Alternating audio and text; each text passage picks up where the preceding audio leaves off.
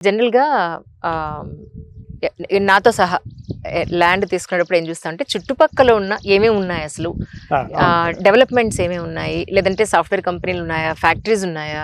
So, ఇక్కడ ఏమన్నా రేపు ఇల్లు కట్టుకుంటే కనీసం రెంటల్‌కొచ్చే అవకాశం ఉందా? ఇవన్నీ ఆలోచిస్తాం కదా! అవును. సో, అవును మేడం. చుట్టుపక్కల ఉన్న సిట్యుయేషన్స్ అంటే ఏం చెప్తారు?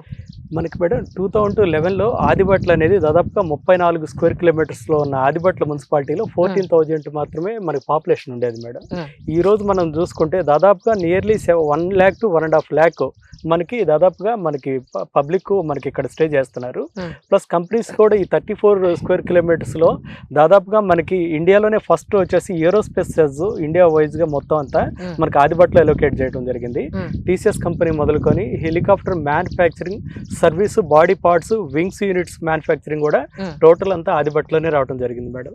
ఇది కాకుండా టోటల్ అంతా ఎడ్యుకేషనల్ హబ్.